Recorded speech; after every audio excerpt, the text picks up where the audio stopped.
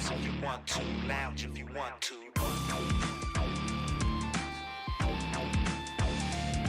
Now you can bounce. Now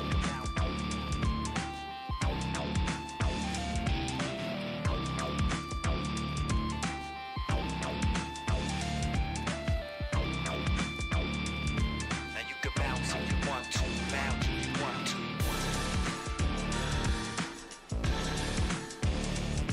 Now you can bounce if you want to.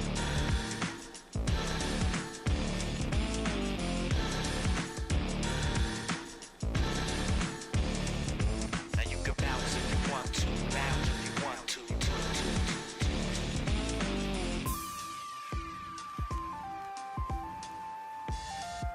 Now you can bounce if you want to, lounge if you want to.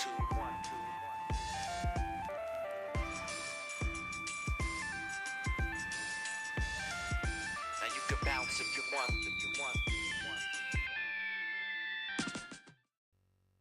Congratulations, you finally made it to 4 p.m. You know what that means. Happy hour. It's time to kick back, relax, and dive into the world of sports with the Young and Norvelle Show. Whether you're catching up on the latest scores, analyzing the big plays, or gearing up for tonight's games, we've got you covered. So grab a cold one, settle in, and let's talk sports. Here they are, Patrick Young and Terry Norvelle.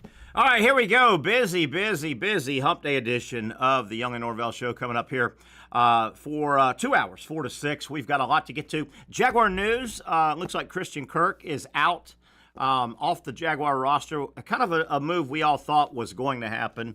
Let me turn this. There we go. Now I can hear my voice. Now, Zachary Rothrock producing today's show. Now I hear my beautiful voice. That was on me, Zach. Wasn't on you. I wanted to blame it on you. How you doing, man? I don't hear you. Uh-oh, I don't hear you, Zach. Hold on. Let me hit this button. Real quick.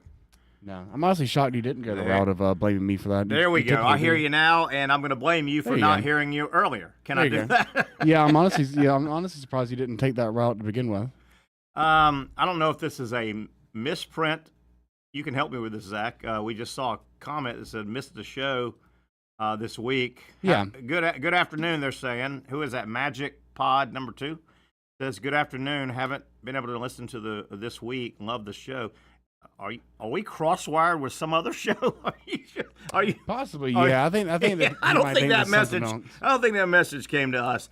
Hey, man, what's going on? We hope to hear from Patrick Young. Lord knows he is in and out traveling so much. Certainly, huge basketball game tonight in the SEC. The dominant game tonight, which will have ramifications. We'll talk about that as we go. We'll have Dr. Aaron Bates from Southeast Orthopedic Specialist. We got a lot of injuries to talk about. Gator baseball has an injury. Joel Embiid, my God, Embiid and the 76ers, they must be fighting right now. Embiid was a bad patient. He's out for the year. We'll talk about that. We hope to hear from Brent Beard. I'm not sure if we're going to hear from Brent Beard today. Not sure if it's going to be first or second hour. But Jaguar talk. It's been pretty understood, right? It looked like most of this early offseason that Christian Kirk, his days in Jacksonville are over. That's pretty much finalized, right? The Jaguars have released Christian Kirk to free up his money, right? So Christian Kirk is gone. Zach, number one, your thoughts on that. Number two, I'll toss out my early thoughts. Just one more hole the Jaguars have to fill. I just think if you're Liam Cohen and all those new guys down there running this organization, you never say we're going to throw in a season, but don't you get the feeling now there are so many holes to fill that 2025 Jacksonville Jaguars needs to be putting fingers in the dike. You know how the dike leaks and you only have so many fingers to put in the hole? Yeah. I think that Liam Cohen he and his agent probably got some kind of at least handshake deal from Shad Khan and said, hey, man, don't expect the world 2025. There are a lot of holes, including your number 2 wide receiver. But at that price tag, the Jaguars need to free up some money. They're right around middle of the pack going into this free agency. This will help them, right, with the salary cap.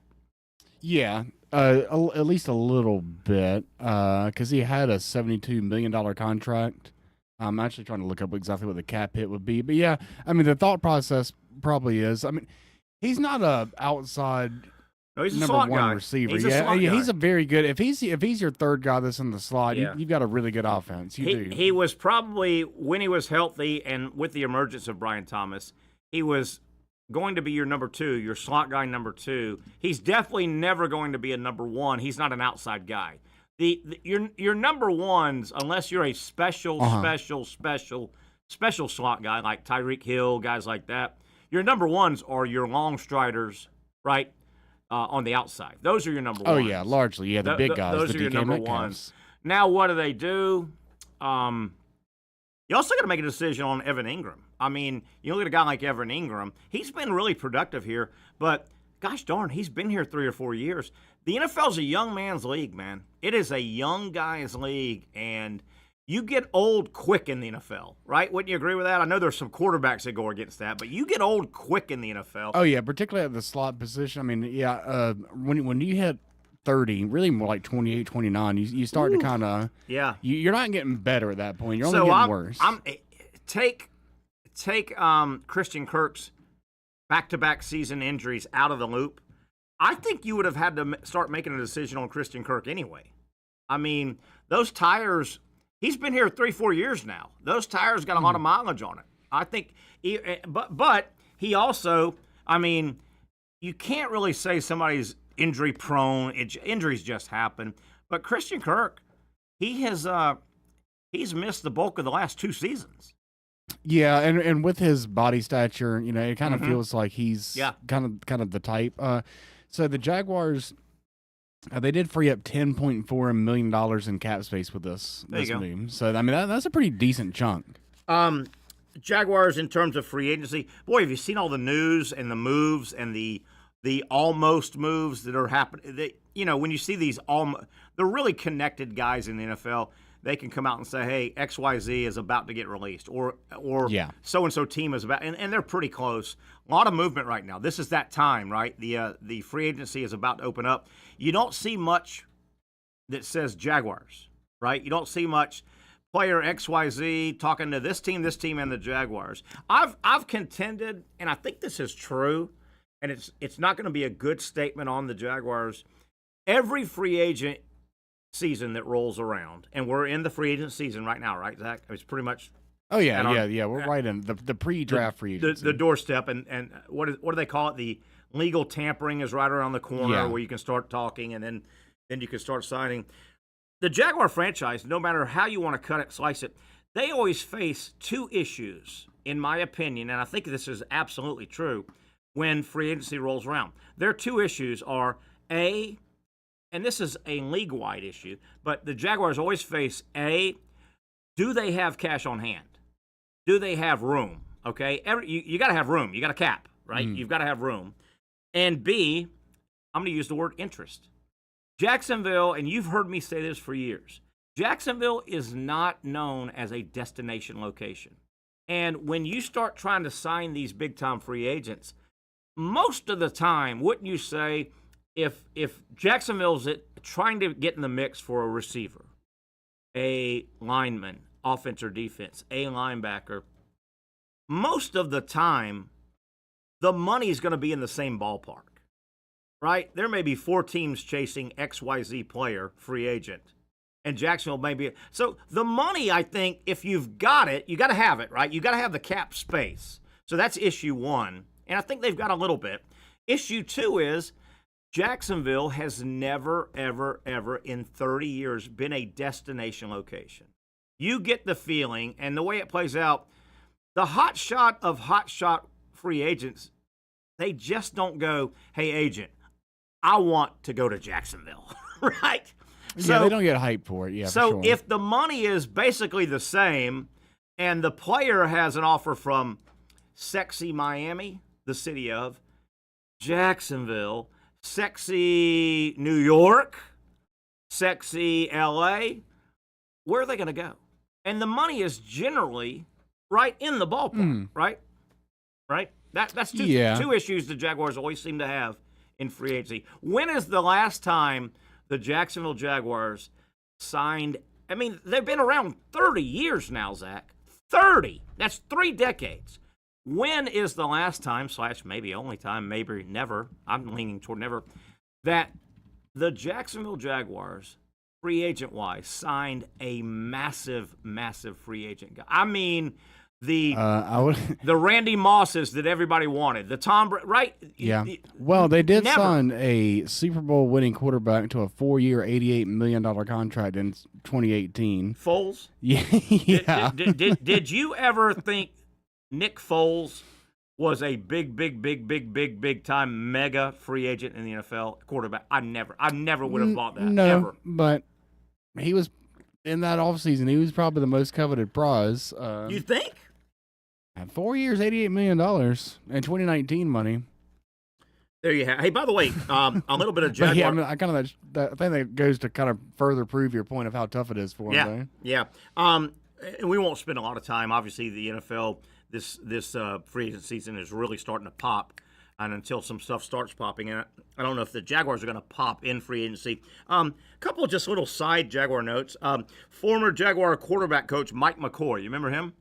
Yes. Mike McCoy. Oh, yeah. He has popped up with the Titans, obviously looking for work. They blew out their staff, obviously, with the new organization. So he's staying in like an assistant offensive coordinator kind of job. He's staying in the league. For whatever that's worth. And I thought this was kind of cool. Former Jaguar running back Natron Means. Boy, he had a couple good years here. Remember Natron? A little fire plug, little bowling ball running back. Natron Means, running back coach, North Carolina on Bill Belichick's staff. And he was a North Carolina running back. He played at North Carolina. Right, so he'll be in the new Hard Knocks. Yeah, no, they turned that down. Did you hear?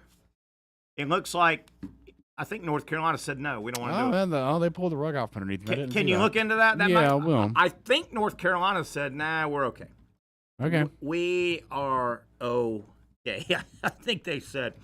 We may get into this topic. They will not be. They will not do it. They got offered it, I think. And has the Hard Knocks kind of run its course? It feels like it. Isn't it the same season? The newer team, every year there's a new team they follow, right? Isn't it the same thing, just with a different logo and a different color scheme? More or less, yeah. And it feels like the Giants GM really ruined it with the Saquon Barkley situation. Yeah. I think that was kind of the final nail in the coffin on it. No one wants to touch it after that. And you know, even without that, you get the feeling 10 years ago, Hard Knocks was kind of cool, but now it really is the same show. The shot of the sprinkler. Yeah, you're going to have, they're going to follow a free agent to see if he can make the team. They're going to follow a high draft choice to see how that plays out with a holdout or whatever. They're going to follow the coaching staff in a meeting, right? Oh, yeah. It's the same show. Over and over again, yelling curse words for absolutely probably no reason. Yeah, you're gonna overdoing it with the camera. They're gonna hook up the defensive coordinator during one of the mini camps. Yeah, and the DC is gonna cuss every other word for 30 minutes. It's kind of the same show. It really is. 100%. It's kind of run its course. Now I don't blame them. They tried to go Belichick. He's a former. I think that would have been a fun change of pace for at least a year. It would have, but. Would Belichick? Keep everything secretive. Would Belichick have gone back? I'm interested to see how his persona is going to be. Is he going to get away from that? Because he's college now. He'll be rah-rah. You would think. I mean, he's got to follow Rodney Dangerfield, right? When Rodney went back to college, go have fun, man. You got to be like Dabo. Belichick, you're in the NFL Hall of Fame. You're a first ballot NFL Hall of Famer. You're considered one of, if probably not the greatest NFL coach of all time. Got to be. You've got a 24-year-old girlfriend on your arm. My God, you don't have to talk like this anymore. I hate my life, and if I smile, I'm going to die, so I'm never going to smile. Nobody's ever going to see me smile, and I'm Bill Belichick. Right? Yeah, I don't think he's got to do that shtick anymore. Isn't that Bill Belichick? Yeah, we're on to Cincinnati. I still we're on to Wake Forest. Yeah, we're on 4-4. We're playing the Richmond Spotters this week. Richmond Spotters. I still can't wait to see Bill Belichick, and I'm not picking at Richmond is literally one of the teams I think they play. They do. You know, they play their ACC teams. Yeah. And the ACC teams at least have recognizable coaches. It's going to be a hoot when Bill Belichick is on one sideline and Zach Rothrock, head coach of the Richmond spot. Bill Belichick will be coaching against like the Richmond coach, whoever the hell that guy is. Russ Weissman. Russ Whiteman. Huisman. Huh? Russ Huisman. I mean, does Russ walk out? You know how teams get on the field and during warm-ups, you've got half the field and the other team has half. Does he show up with a Sharpie and ask for an autograph? I mean, he might. Right. Does the Richmond football coach ask for an autograph? He's only the same age, 65. He's only the same age. But he might, potentially. Oh, Bill Belichick. So the word is Belichick took the job. He didn't need this job. I mean, Belichick's agent could call any TV network in the world and get $20 million, right? I mean, he's Bill Belichick, right, for the next 10 years if he wanted. He didn't need the job. Did he legitimately take this job to tee up his son? The word is he teed up his son. His son's like the number one assistant. Yeah. And his son is a legitimate coach. It's not like he's just Bill Belichick's. He's paid his son reminds me a little bit of Steve Spurrier Jr. You know, Bubba Spurrier, that name's going to follow Bubba. Bubba's 53 years old, been coaching 30 years, away from his dad for 25. You get the feeling the same thing with Bill Belichick's son. Steve, I think his name is. Steven? Yeah, Steve Belichick, yeah. But that seems to be the word that Belichick took the North Carolina job and said, hey, man, I'll give you 3 to 5 years, but I want it to be understood my son is going to be the next head coach at North Carolina. I mean, that definitely adds up, but I think that if he's there, he's not gonna try to tarnish his legacy by doing a half job. He's gonna be all in.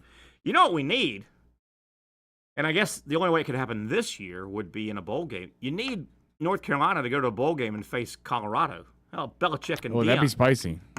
Belichick and Deion. You know, speaking of Deion and Colorado, this is not guaranteed, but you gotta believe. Not that Colorado was a national contender. What were they, like 8-4? And they won some good games. Something like that, yeah. You gotta wonder, how will Deion handle if they take a step back? If they turn into 6-6 or a 5-7 and they're off the map. 4 weeks in, they're off the map. You know? I mean, I could see him doing the walkout halfway through the season type thing. And his son is playing in New York, or his son is playing in New England, and Hunter's playing somewhere else. Maybe 9-4 is what they were. 9-4. I guess they won a ball game. By the way, we talked about Christian Kirk being released by the Jaguars. Kind of a salary cap move plus his injury history. Is that a coincidence, or does that scream Travis Hunter at 5? Which I wouldn't do. I think that'd be a terrible pick, but does that say anything about, or is it just this was going to happen no matter where they picked that? They were going to let Christian Kirk go. It could. I mean, I would like them getting Travis Hunter. I feel like he should mostly play corner and then just have a few packages on offense. But I mean, maybe they view it a different way. I would like the Travis Hunter pick. But so they freed up $10 million in cap space, but they're also eating $13 million in dead cap as well. So, I mean, it doesn't come without like a little bit of a small step backwards. But yeah. So say that again now. So their net gain will be very small, cash-wise? Yeah, the dead cap doesn't exactly work as black and white like that, I don't think. But it appears if you did the difference of those, it would be a $3 million in savings, not really a full 10. Hey, you ever want to kill some time, eat up some brain part of your brain cells, and walk away and still not know what you read? Think about salary cap. Just key in like Google NFL offseason calendar, and it'll walk you through, and it'll start talking about, okay, and then from March 12th through April 14th, that's the restricted free agent calendar where you can blah blah blah blah. Dude, you talk about calculus. You talk about it's year round, it never ends. And buddy, it is complicated. It is complicated. So anyway, we're cruising through segment number 1. As we go to break, I want to get back to Florida, Alabama. Zach, I think tonight's Florida-Alabama game, the Gators are at Tuscaloosa. Their one and only meeting in the regular season. They haven't played this year the way the schedule's played out.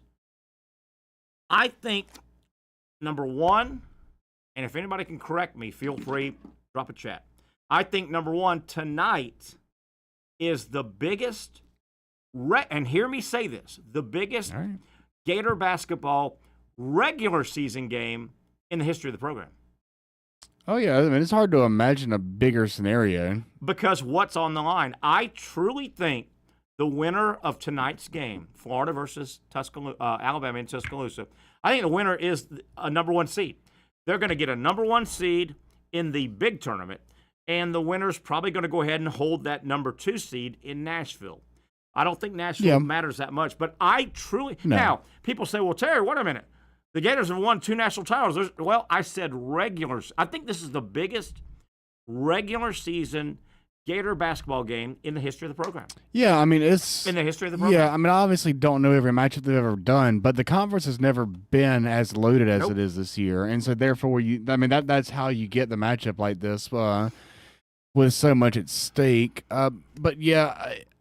Just because the Gators win this game doesn't necessarily mean that they're going to propel to a national title. And just because they not national title, number one seed. I think they'll get a number. Oh one seed. Yeah, they would. Yeah, they would. But just because they lose doesn't necessarily mean they're out, and just because they win doesn't necessarily mean they're going to win it. It's still going to come down to if you get hot for those 6 games in the tournament. Great. But obviously, the more clear, the path of least resistance would be winning this big game. But it's tough that it's on the road in Tuscaloosa. It's going to be loud. Yeah, it's going to be tough. I think Florida is several things are working in Florida's favor other than they're at Tuscaloosa, number one, and Alabama's really good. As we go to break, I was not at all surprised. Auburn lost last night. Auburn got beat by Texas A&M. I saw that coming. I remember asking Brent Beard and even Patrick Young earlier this week. I said, now that Auburn coming out of the weekend, this past weekend, Auburn clinched the regular season. The way things fell, they are the regular season champs no matter what happened. And I asked Brent and Patrick, I said, I know Bruce Pearl's a type A, go guy, right? I wondered if Auburn's going to idle down. And I don't want to take anything away from A&M. They beat them last night. A&M was ahead the entire game. But couldn't you see that loss coming? Not that that Auburn's throwing in the rest of the season because they play Alabama Saturday. But I could see that. You could see how Auburn lost last night. Yeah, I mean, it's one of those where it's a marathon schedule, so you're going to have these scenarios. Didn't need the game necessarily. Yeah. And you wonder, and I certainly get it. People make the argument, Alabama-Auburn is the best rivalry in sports. You can make that argument. Oh, yeah. I get it. They play this Saturday, final regular season game. But, man, if you're Auburn, if you are Auburn, you are thinking, let's see if we can get everybody healthy. I'm not saying don't play Broom some here and there. And I know they're going to want to win against Alabama. But, man, that was I didn't put any money or anything on the game last night, A&M. But A&M coming off, a 4-game losing streak. That was a almost desperate game for A&M. And you kind of knew Auburn was going to have kind of a exhale. We just went through the SEC. We're the champions. I could see that game coming last night. the way they celebrated on the bus when they saw the loss. Yeah, I mean, it's kind of one of those where it's almost like the last couple of days of school where you're not really paying attention. Yeah. Kind of one of those. You're going to pass that class. It doesn't matter if you make a D62 or an A94, so you make a D62. Right, yeah. Everyone's throwing paper balls everywhere last day. Which I think a D62 is wonderful. D for diploma. I've always heard D for diploma. D's get degrees, that's right. D's get degrees. All right, let's take a break. I'm not sure if I heard Patrick or Brett maybe on the other side. We'll catch up with those guys. A ton of Florida, Alabama. I've got a lot of news and notes, kind of things comparing this game. Breaking the game down tonight. 7 o'clock tip, not a 9. It's a 7 o'clock tip. Florida at Alabama, ESPN2. We'll break that sucker down when we come back right here on the Young and Norvelle Show on Action Sports Jack.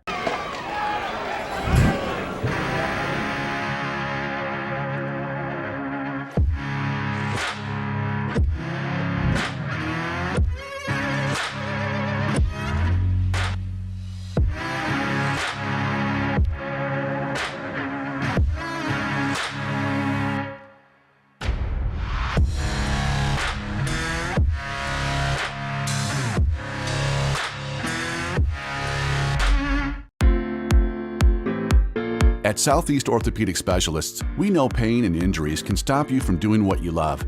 This is why our board-certified orthopedic specialists offer the latest in both non-surgical and surgical treatment options and create a treatment plan tailored to your unique lifestyle and goals. So, whether it is a sports injury or that nagging pain that's keeping you from doing what you love, our team has the right treatment for you. For more information or to schedule an appointment online, visit our website. Finally, a family atmosphere, kid-friendly restaurant with a real sports bar feel. Bricks Jack's Beach features all of that and a large, climate-controlled covered patio with misting fans and heaters for all seasons. Mix in an extremely diverse menu that features the most quality and affordable steak at the beach, and there's no reason not to enjoy your next lunch, dinner, happy hour, or big sporting event at Bricks Jack's Beach, 300 2nd Street North in Jacksonville Beach. See you at Bricks Jack's Beach. You really got to hand it to him. Hold on. The previous play is under further review. I'm not sure what he could review, but okay.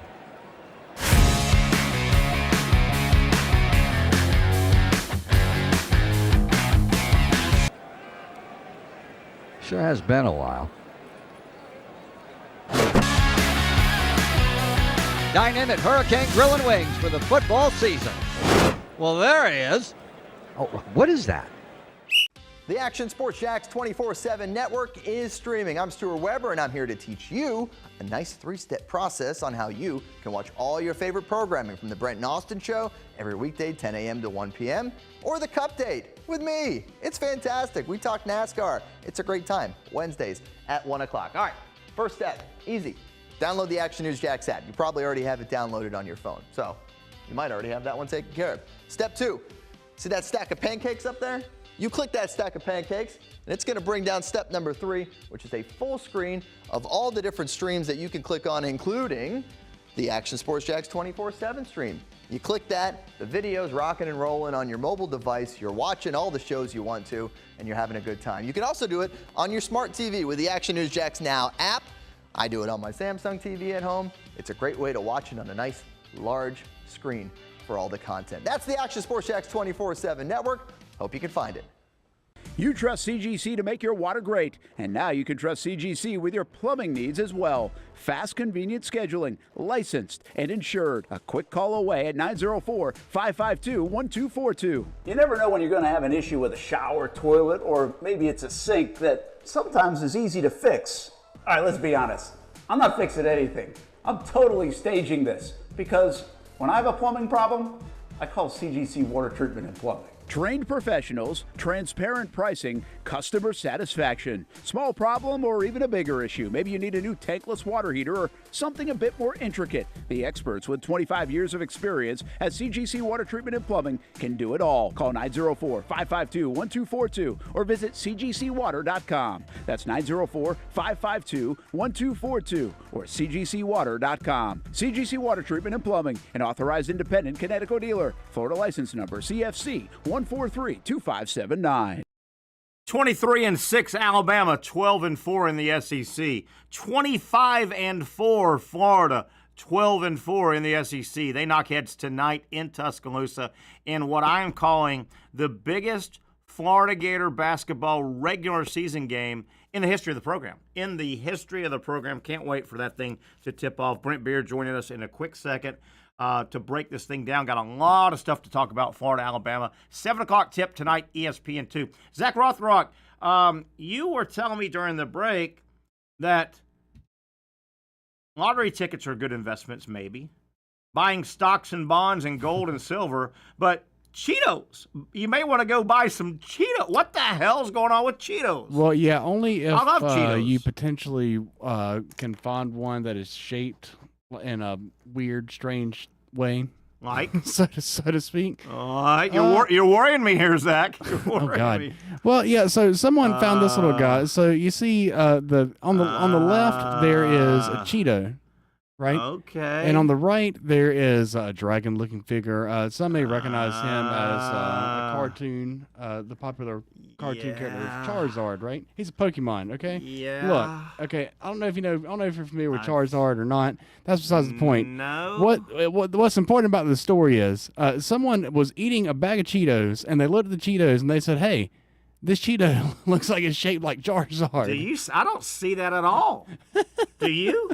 I see. Yeah, it really doesn't even. That's the crazy thing. It really doesn't even look that much like it. I'm like, so can I just look at Cheetos? And that's going for how much? That piece of Cheeto? Yeah, so someone sold this on eBay for just under $88,000. I think it was $87,840. Because they think that Cheeto on the left looks like the Charizard, the dragon. Now, if you do think Charizard's it looks very like cool that, Pokemon. do you spray it with some kind of glue or something so it doesn't break? Because if it breaks, it has no value. Yeah, right? then it becomes worthless. To me, to be honest with you, it doesn't look like that dragon guy on the right.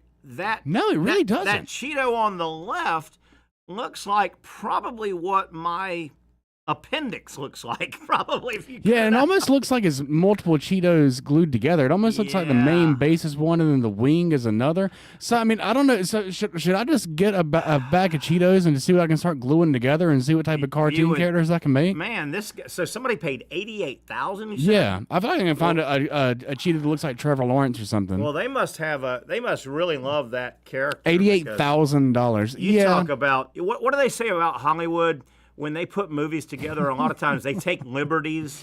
They'll take a story and to Hollywood it up, they'll add, like Rudy probably didn't. The crowd wasn't chanting Rudy, right? Yeah, like they said that the whole team definitely didn't come and put their jerseys on the desk. Yeah, I think that's kind of the liberty they're taking there. That thing looks like my appendix. I think if I ever looked at my appendix. Yes, I don't know if your appendix would sell for $88,000. I don't think so. Let me say this.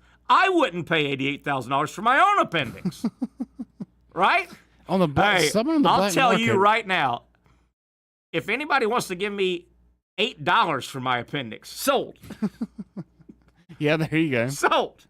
All right, do we have Brent Beard on? We do. We do have one Brent Beard. Oh, Brent Beard. I'm calling it the biggest regular season basketball game in Gator basketball history, Brent. Regular season now, not national title games, but right. And could you possibly say the same thing about Alabama? I think there's a number one seed on the line to the winner tonight. I think it's cut and dry. Yeah, I think that's very possible too. I would agree with that, Terry. That it is. Now this is senior night in Tuscaloosa too, so you've got that going on. Yeah. With this night. But I mean, you've got two of the highest scoring teams in the league. I think this thing could be 92-90. I'm with you. Type thing. Frank, I've been very clear about this for a week now. I think Florida wins. I think this is a bad matchup for Alabama. And now there's some talk about Grant Nelson he's probable. It looks like he's going to play, I think. Yeah, but I think he will. But Grant Nelson has given Florida problems. He's just been one of those weird matchups. Florida won 2 or 3 last year over Alabama, and Alabama went to the Final Four. Florida scored 100 points. They averaged 100 points against Alabama in 3 games. Yeah. But Grant Nelson was a problem. He's kind of that tweener guy, and Florida may have a guy to match up, but Alabama needs him to play tonight, I think. Yeah, they do. I agree with that. He hurt his knee a little bit, but I think he will be able to play Now, the problem with Grant Nelson is his change for whatever reason. I think this is like guys playing golf and they change their grip or something of that nature. But you remember last year he shot this. I mean, he basically shot it, Terry. It'd go up. The arc would go up to the ceiling, and then would come back down. And he was a lot more accurate with that. This year he's shooting a flatter ball, and it just has not helped him. So, but the reality is, I mean, Alabama, but they've got bigs, and Grant Nelson is one of those. Yeah. The Amori kid, the transfer from Rutgers is also one of their bigs. That their best big is Mo Diabate. And he is easily one of their best players.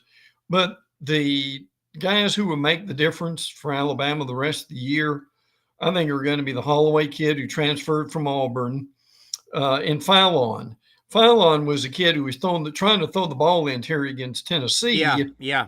And the 5 seconds went off. Phylon's a really good player too. He was player of the year in the state of Alabama. But again, Mark Sears has been, he's been averaging 20 to 30 a game.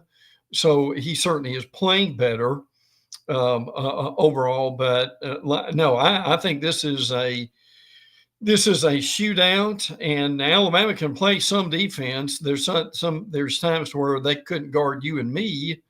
I didn't think they were allowed to play defense. Yeah. So, but yeah. Let me back you up. Was Diabate the guy that clocked Condon in the head last year in Tuscaloosa? There was kind of a hard clocking foul. Yeah. Because Diabate can do that. Yeah. And I'm not saying it was intentional, but he's a tough player, and he plays hard, and he's a guy they've got to have. Frankly, because they never know when Omari's going to be able to do anything against and I'm serious about this, against Tennessee. Terry, they were probably like 4 out of 10 within 2 feet of the basket. Ooh. They struggle in finishing. And Florida, I don't mean to interrupt you, Florida can do that to you on defense, even though they were two of Florida did that to Auburn. They caused enough traffic that sure did. That 2, 3, 4 foot flip shot, that hook shot, was contested because Florida's got a lot of bigs. They're making it. Oh yeah, and Terry, you remember what happened? Condon covered Broom just about the whole game. Yeah, and he was like a kind of a gnat that wouldn't go away. And every time Broom would get close to the basket, he'd put his arms up, and he would annoy him, and he couldn't really get the shot. So Broom missed a lot of shots inside. Yeah. Tonight, Dave Pasch, Jay Billis, Molly McGrath. I think Jay Billis has such a strong national voice that people listen. I think Jay Billis will pick up what we were talking about. I think Jay Billis is going to say, this is a win, get a number 1 seed. And he has a powerful voice. So Billis, Pasch, and Molly McGrath tonight. Brent, let's break this game down. There's a lot to look into. Some pro stuff on the Florida side, maybe some pro stuff on the Alabama side. First and foremost, I think Florida benefits from, they only play one time. This is the only regular season game. They may play in Nashville. Hell, they may play in March Madness. They only play once in the regular season. It's very late in the season. The way the season played out, I think tonight's game, March 5th, benefits Florida. If they played way back in early January, Hanlogden would not be playing. Right. I agree. And Florida had not discovered this guy named Klavzar. Yeah. I think tonight Klavzar could help Florida, not only with his outside shooting. Klavzar is a quick, move your feet, change direction guy that I think Klavzar can at least get thrown on Sears 2 separate 5-minute stanzas and run around the court. Nobody's got a guy. Sears is a little cat quick guy. Florida, the closest they've got to him is Denzel Aberdeen. I think Klavzar may help tonight defensively because he's almost physically a lot like Sears. But if they played earlier, Hanlogden wouldn't play, and Klavzar would still be on the bench. Yeah. Well, and listen, and I'm not being facetious about this. Mark Sears is not taller than you or I. No, but he's cat quick, man. He is. But see, what teams have figured out is they'll post up against Sears and they just shoot over him. Yeah. That's what some of the teams have done as of late. And again, one of the real, and you'll see this as this game goes on.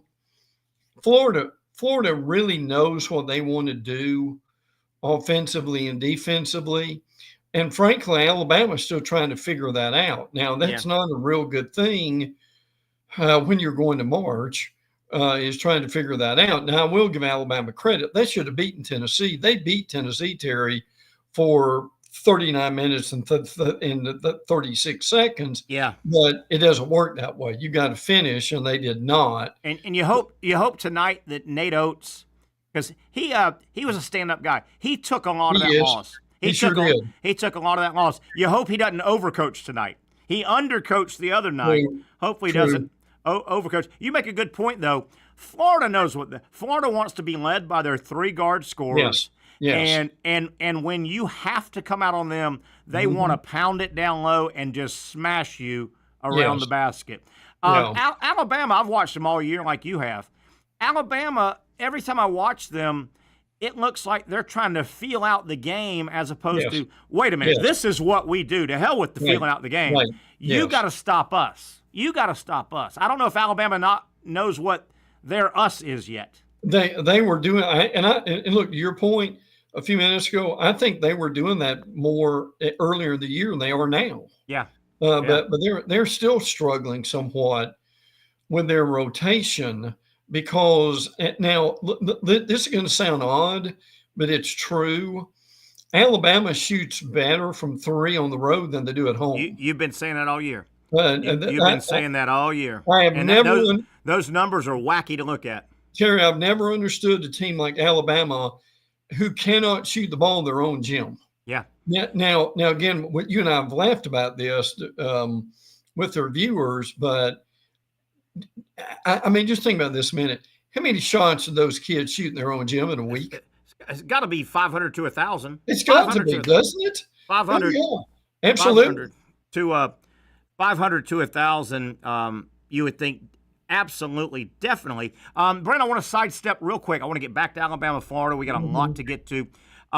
Real quick, I was not surprised at all that A&M won last night and beat Auburn. No. A&M was desperate, and Auburn, it's just human nature, kind of exhaled a little bit. They won the league championship. That didn't surprise you at all, did it, last night? No, it didn't. They were on fumes. And the other thing is, I heard somebody talking about this today, and this is how they describe the A&M offense. And I chuckle at it, but it's actually true. They said, well, A&M's offense is like this. They shoot the ball, and they miss, and they get the rebound. Yeah. They're the best. And Terry, last night, the offensive rebounds, A&M had 24, and Auburn had 9. It was unbelievable. It was unbelievable. Yes. All right, getting back to the enormity of tonight's game in Tuscaloosa, I truly think Florida, Alabama, winner tonight gets a 1 seed. I don't care what happens the rest of the way. Yeah. And I'll throw one more thing in it. People may not realize your number ones, Auburn's going to be a number 1, and Duke's going to be a number 1. Yeah, right. Houston, Florida, Alabama, and maybe Tennessee are fighting for the last 2. People forget, and this is why I'm confident the winner wins a number 1 seed tonight. Alabama beat Houston earlier this year. Yes. Alabama beat Houston on a neutral court earlier this year. Mm-hmm.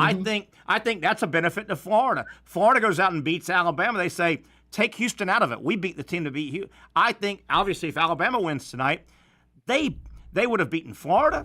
Yeah. I think they've beaten Tennessee at one point, and they've beat Houston. I think that's huge that nobody talks about. Yeah, I would agree with that. I think I absolutely think it is too. And I mean, Nate Oates believes in playing a really difficult schedule. And listen, the other game that we haven't mentioned, and I was texting Reach Davis about this. Tennessee plays Ole Miss tonight. I've got that on my keep an eye on 9 o'clock. Yes. On the road at Ole Miss. Keep an eye on that game. Yeah, and by the way, Reese is calling the game. Oh, really? Yeah. Reese does. Terry, Reese does probably a good handful of play-by-play. Yeah. Games during the year, and this is one of them that he is doing. So that will be. Man. And listen, this thing, Terry, this thing's gargantuan for Ole Miss. Huge. If they can win that. Now, okay, here's my point to this. And you mentioned this a minute ago with A&M and Auburn. Will you have the same situation? Will you have a Tennessee team that's been told all week how great they are? Maybe. And that they've celebrated that win. They pretty well know they're in good shape. What will their psyche be, Terry, for the Ole Miss game? Yeah, that game. If you're an Alabama fan and Alabama wins, if you're a Florida fan and Florida wins tonight, you might want to just stick around and stay up because absolutely. If Tennessee gets beat, then it's a no-brainer. I mean, because Tennessee's got an outside chance. Brent, it's funny. You can look at Florida this year and last year, and Alabama the same this year and last year. On the surface, you would say, man, I hope one of our players can go for 30. You know what? 30 or more, these teams lose. Florida, Walter Clayton's biggest scoring nights for Florida the last 2 years, when he's gotten in the 30s, they lose. They lost. They lost this year. They lost in the tournament. A little bit like Mark Sears got 30 last year against Florida in a loss. These teams, you really don't want one guy scoring 34 because I think that means you're not balanced. I don't think either team wants their star to go for 35, as weird as that sounds. Terry Clayton, to me, is more effective when he's 16, 6, and 6. I agree. 6 rebounds, 6 assists, or now he may have more assists than he does points some nights, and that's when I think that's when he's really effective at that point too. But I still say, and see, this is going to make a difference in the second half. Florida has more fouls to give. They really do. Because they're deeper with the bigs than Alabama is. Don't you think that comes to some advantage for them at some point late in the game? And it looks like they add 5 more fouls. Sam Alexis, I think, will be dressed. Yeah. And Sam Alexis, if needed, will be you run him in 3 minutes in the first half and 4 minutes in the second, and you say, body up, be physical. We don't care if they blow the whistle. Yeah. Now, see, another thing with this game is, I hate to bring stuff like this up, but it's just reality, and you and I aren't afraid to talk about it, is it depends on who's officiating this game. Totally. Or are they going to let them play? Yeah. And if they let them play, it's going to be 102 to 100. Or do they want to get television time tonight? The officials, that is, and are they going to call 80 fouls? And I think what you're saying is Pat Adams calling the game? Yes. By the way, Pat Adams the other night on the Oscars, he got an Oscar because he has so much camera time. He qualified for an Oscar. That guy loves the camera, doesn't he? Hey, do you remember Teddy Valentine, Teddy? TV Teddy. Is he still officiating, or is he retired? I hope not. Tonight Tuscaloosa has been a house of horrors for Florida basketball. Yeah.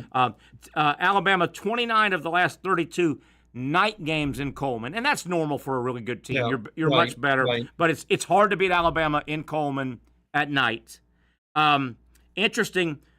This has been a hell of a series. The last 10 games, it's 5-5. Florida won 2 of Alabama went to the Final Four last year. Florida took 2 of 3. I don't know.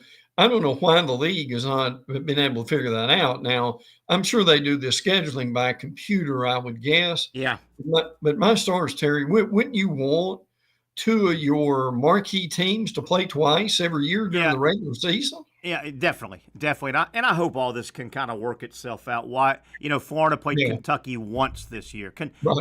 Kentucky did not come to Gainesville this year. That's criminal. It really is. That's criminal. Yes. And I get it. Kentucky didn't have anything to do with it, but all the years Kentucky rolled into Gainesville and just had their way with Florida. Now Florida can compete a little bit. And what a shame. This Florida-Alabama basketball series has been sneaky good. You realize I didn't know it was this close. 79-72. Alabama leads 79-72. Like I said, the last 10, they're 5-5. Florida hasn't won in Tuscaloosa since 19, I believe it is. Yeah. Terry, do you remember the Dwayne Shensis tennis ball incident in Alabama-Florida game? Yeah, sure. Alabama won that game, but do you remember that? I remember it all. Yeah. It was interesting this year. Florida and Alabama, they can only find one matchup unless they play in Nashville or in March Madness. They only play once. You realize they played 3 times last year. Yeah. In a 21-day span. Yeah, that's true. They played 3. They played regular season in Tuscaloosa. Alabama won in overtime. Florida wins the return game in Gainesville, And then Florida wins a quarterfinal, and they played 3 times in 21 days last year, but the SEC can only get them together once in the regular season. I'm curious if you've seen this today, and you and I have talked about this now for months, and this actually came out in an article. The article said, basically the title of the article, will SEC front runners play hard in the SEC tournament? Yeah. Or will they lose, or do they win to lose and go home? Yeah. What are your thoughts on that? I think once they get to Nashville and they get a little bit of the excitement, I think you want to play. Yeah. But I'll say this, Terry, if one of the front runners they get behind late by 7, 8, or 9 points, that the coach is not going to get the whip out. I totally agree. In a situation like that, because you know good and well that they're going to talk about that at some point next week. And 10 to 15 years ago, that would be a little. What you're saying is the top 4 teams get a double bye. Yes. And it's going to be Auburn, Alabama, Florida, and Tennessee, right? They're going to get the conference tournament next week in the SEC starts on Wednesday. Mm-hmm. It ends on Sundays, 5 days. Yeah. Your top four seeds get a double bye. They will not play on Wednesday. They will not play on Thursday. They will play Friday. What you're saying is you can't say it won't hurt any of their feelings if they, like you said, if they're down 8 points, 7 or 8 points, they've been chasing the ball all night. They're playing a fired up team that needs a win. Yeah. It's not going to kill Bruce Pearl, Nate Oates. Oh, no. It's not going to kill Todd Golden. It's not going to kill Rick Barnes. If their team doesn't hold on, they go to the press. They talk to the press. They catch a quick shower, and they jump on a plane, and they get back to their hometown, and they settle in to watch Sunday, March 16th, where they're going. Absolutely. Now, don't tell Greg Sankey that. No, don't tell Greg Sankey that. Because he doesn't want to hear that. But Terry, I mean, you look at this. If you're playing Sunday and you're playing at when is that game? Is it 1 or 3? I think it's 1 o'clock. I think it's a 1 o'clock game. It's going to end 3:30 and media and all that. Yeah, you're in. Let's just say Florida's there. Okay, that game ends 3:30. If you get back Sunday night, you're going to get back fairly late. Sure you are. And heaven forbid if you play your opening round game on Thursday. Yeah, that would mean, you probably got would you have a mandatory day off on Monday? You would think you would have to give them a day off. By the way, you're most likely in the air on an airplane when the selection. Now you can, you can. True. They've got gear and all. You can dial it up, but you're in the plane on a plane if you play Sunday, as Selection Sunday is happening. Oh yeah, right. Because that show's on at 6 to 7 or whatever. You're damn sure on a plane heading back if you're leaving Nashville, right? I mean, Terry, I've got to mention this. Did you, our favorite coach, Mike White? Did you notice the emotion last night? I did not. Tell me about it. Listen. He was throwing his hands in the air. He was clapping his hands. He was jumping up and down. It was the most emotion I've seen out of Mike White. I don't know when. And I mean, obviously they won. Yeah. Beat South Carolina, and there's still hope that they'll get in. I mean, they're like a rousing 5-11 or 5-12 right now. I think they're going to get in. I think they may sneak in with one more win. They might. Yeah, I think that might be possible. Arkansas came out of nowhere and won last night. My goodness, obviously we've busted down Florida, Alabama quite a bit. So let's, the few minutes we have, let's look around a little bit. Really, this conference, man, every single game, you don't know what you're getting. No, you really don't. Texas with a huge win over Mississippi State. Arkansas at Vandy. That kept Arkansas' season alive. It really did. And I thought, even though South Carolina's had a tough year, South Carolina's played a lot better the last few weeks. I thought that was a Georgia trap game. I did too. And we talked about A&M beating Auburn. We saw that come. I thought South Carolina, that was a trap game for Georgia, but damn, tip of the hat. Georgia's winning games that they normally don't win under Mike White. They did. Now listen, when you and I talked on Monday, as far as ESPN Game Day, now what did we say? What did we say where they would be? Okay, yeah, they're going to be at they're going to be at North Carolina for Duke, and listen, I get it. I get it. Some of me gets it, but my stars, Terry, right now, if you want a repeat game, I mean, Alabama plays at Auburn Saturday afternoon at 2:30. Why in the world don't you go there? How is the dominant conference with the dominant game not your game day headquarters Saturday? How is that? That is terrible. And you get North Carolina Duke. I get it and all. Well, North Carolina's not very good this year. No, they're not. The last Saturday regular season game should not be two teams where one team is grinding to make March Madness. Yeah. You've got too many. You've got too many choices. You do. You've got too many storylines. Mm-hmm. How are you not in Auburn? Right. I agree. How are you not there Saturday? And that speaks to blue bloods versus blue bloods, blue blood conferences. The ACC still. You still think basketball with ACC, and you think Duke, North Carolina blue blood more than you think SEC blue blood conference. Mm-hmm. Wait a minute, Auburn, Alabama, North Carolina, Duke. Well, this year, by a million miles. Yeah. Oh yeah. There's no doubt about it. Yeah. That's a crime that they're doing that. By the way, it is. But we thought they would do that. I mean that I don't.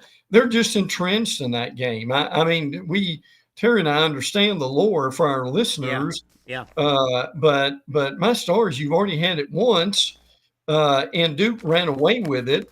I think that's going to probably happen even in North Carolina. North Carolina's playing a bit better, but at the same time, and obviously, the staff is coming back. They just hired a new general manager. But Terry, to me, ESPN really missed an opportunity. Oh, absolutely. Real quick, we'll talk before the Saturday games. But Saturday, Kentucky at Missouri, that's a seeding game, right? Yeah, sure it is. That's a conference seeding and a national seeding game. Mm-hmm.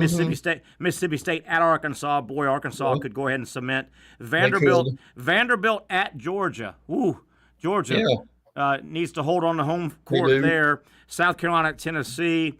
Obviously, the big one, Bama at Auburn, A&M LSU, Oklahoma, Texas. That might be an elimination game, and then Ole Miss at Florida. But man, you're so right. What a crime that North Carolina and Duke are the game day location, not Auburn, Alabama. I would make the argument that if Ole Miss had played better, Ole Miss at Florida would be a better game day venue. Could be. Brent, we have 2 minutes or so, 2-3 minutes here. I went on the Athletic today, and I think it was Matt Baker. I want to give credit to credit. A guy by the name of Matt Baker may have kind of did a post-mortem on winners, losers from FSU, Clemson, and the ACC settlement. And, boy, he said all the stuff we talked about yesterday. Winner FSU especially, winner Clemson. Mm-hmm. And he basically, his article said what we talked about. All this is a stay of execution for the ACC. That's it. The governor called and said, "You guys got about 5 years." That's right. And the number, what did he say? The number is going to show 165 to buy you a way out.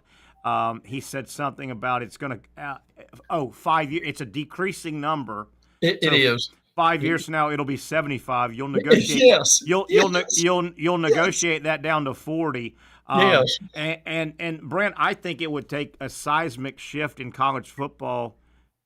I don't think Florida State and or Clemson, and probably he threw in North Carolina and Virginia benefited as well from this.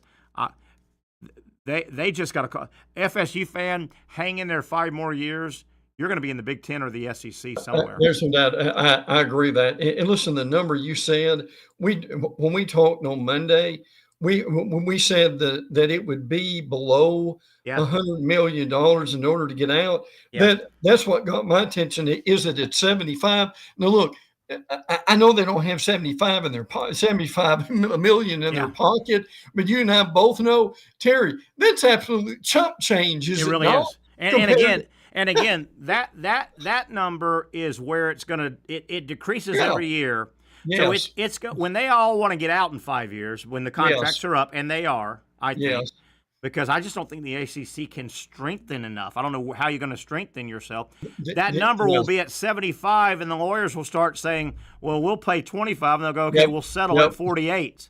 It's going to be way long. FSU is all but – I mean, this is a 5-year – the ACC gets 5 years to try and pull a rabbit out of their hat. Well, I tell you, the rabbit would be Notre Dame. The rabbit would be Notre Dame. Now, I don't think they'll get them. I don't either. And I don't think, and I think if they went anywhere, they go to the Big Ten. I agree. But look, you and I've said for years together, Notre Dame, until they, Terry, unless somebody's knocking down the door, of the president / priest to come get him. They will stay independent as long as they can because they get all the money. They get to keep every bit of it. And even if by some crazy miracle Notre Dame said, okay, ACC, we'll come along with you. What do you think the special contract Notre Dame would ask for? Whatever and listen. In the ACC. And the rest of the schools will be so pissed off because Notre Dame would say, if we come to your conference as a full-fledged football member, we're going to have our own contract with you. Yes. Yes. They would. But Notre Dame's about the only thing, and it appears they have no interest, man, being the savior. Hey, Terry, to your point, and I know we're almost out of time. Notre Dame would tell Greg Sankey, Commish, I know the SEC divides up the money equally. Vandy gets as much as Alabama and Georgia, but now if we come in, just might need to change. But he could say that.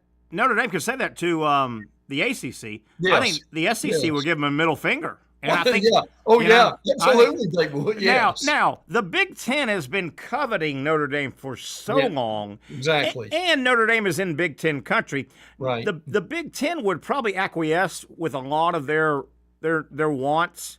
I think Greg Sankey would say, we're not. The last thing we want to do is upset the apple cart, and everybody knows Notre Dame gets a special contract, and Alabama doesn't, Georgia doesn't. LSU does? Are you kidding me? Don't you think the SEC, before they sold what we're going to talk about with Dr. Bates in a minute, before they threw the baby out with the bathwater, they'd say, Notre Dame, go break rocks, man. You need us more than – hey, how many titles have you won in the last 100 years? And look, by then, I think we'll have a lot more structure. I think we'll have contracts by then with players. Totally agree. That would be important. Now, one thing to watch is, Terry, and we'll get into this in the offseason, are teams like Texas Tech of who? Yeah. But Texas Tech is now a real player in NIL, like nobody's business before. So, and look, it would take them 5 years to really be able to build something. But my Stars, who knows where this thing will be in 5 years when this contract comes up again. Boy, if FSU fan, I'm just telling you, I think you concur, and we'll take a break and get Dr. Bates on the other side. I hope he's not holding and waiting. I think you'll concur, FSU fan, if you can just hang on. I know a year ago, Brent Beard and Terry Norvelle always said the ACC and FSU are going to break up. Okay, it was a miracle they stayed together. I think they basically both panicked, both sides. The ACC needs time. They bought a little time. FSU got to stay. They're out of that conference in 5 years, I think. Oh yeah, and football. Terry, you and I both know, and this is not dog years or cat years. This is football years. you and I both know 5 years comes and goes quickly. It's nothing. It is absolutely nothing. Hey, Brent, great stuff. Enjoy the basketball game tonight. Another just block. But isn't it awesome that we're going to look back in the regular season and literally the top 4 or 5 regular season games are all coming from the SEC. No question. All coming from basketball, my man. Basketball. Yes. Incredible. Brent, thank you, buddy. Enjoy the ball game. We'll talk before the weekends. We'll have a lot to talk about going into the weekend. Yes. By the way, I'll give you this. You and everybody listening, this just for little goals in life to look ahead to. This Sunday, the clocks get moved. Oh, yes. The following Sunday is March Madness Selection Sunday. How about that? Enjoy that, folks. It's a little no charge. Have a good day, Brent. You too, brother. That's our buddy Brent Beard. Let's take a break real quick. We hope to hook up with Dr. Aaron Bates. Unfortunately, boy, a lot of injury stuff to talk about with Dr. Bates. He'll break it down as good as anybody in the world. I promise you that. Talking injuries in and around the world of sports on the other side. It's the Young and Norvelle Show on Action Sports Jack.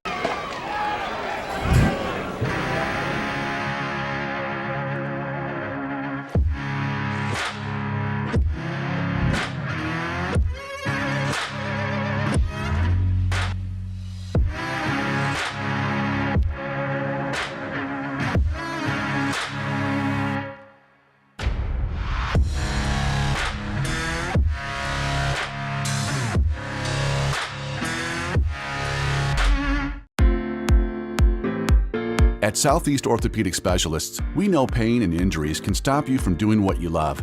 This is why our board-certified orthopedic specialists offer the latest in both non-surgical and surgical treatment options and create a treatment plan tailored to your unique lifestyle and goals.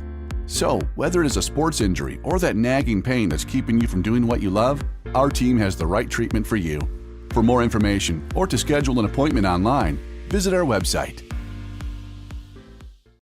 Finally, a family atmosphere, kid-friendly restaurant with a real sports bar feel. Bricks Jack's Beach features all of that and a large, climate-controlled covered patio with misting fans and heaters for all seasons. Mix in an extremely diverse menu that features the most quality and affordable steak at the beach, and there's no reason not to enjoy your next lunch, dinner, happy hour, or big sporting event at Bricks Jack's Beach, 300 2nd Street North in Jacksonville Beach. See you at Bricks Jack's Beach. You really got to hand it to him. Hold on. The previous play is under further review. I'm not sure what he could review, but okay.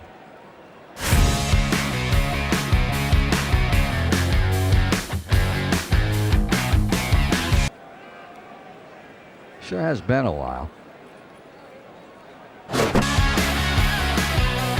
Dine in at Hurricane Grill and Wings for the football season. Well, there he is. Oh, what is that? The Action Sports Jax 24/7 network is streaming. I'm Stuart Weber, and I'm here to teach you a nice 3-step process on how you can watch all your favorite programming from the Brent and Austin Show every weekday 10 a.m. to 1 p.m. or the Cup Date with me. It's fantastic. We talk NASCAR. It's a great time. Wednesdays at 1 o'clock. All right, first step, easy. Download the Action News Jax app. You probably already have it downloaded on your phone, so you might already have that one taken care of. Step 2, see that stack of pancakes up there? You click that stack of pancakes, and it's going to bring down step number 3, which is a full screen of all the different streams that you can click on, including the Action Sports Jax 24/7 stream. You click that, the video's rocking and rolling on your mobile device. You're watching all the shows you want to, and you're having a good time. You can also do it on your smart TV with the Action News Jax Now app. I do it on my Samsung TV at home. It's a great way to watch it on a nice, large screen for all the content. That's the Action Sports Jax 24/7 network. Hope you can find it. You trust CGC to make your water great, and now you can trust CGC with your plumbing needs as well. Fast, convenient scheduling, licensed and insured. A quick call away at 904-552-1242. You never know when you're going to have an issue with a shower, toilet, or maybe it's a sink that sometimes is easy to fix. All right, let's be honest. I'm not fixing anything.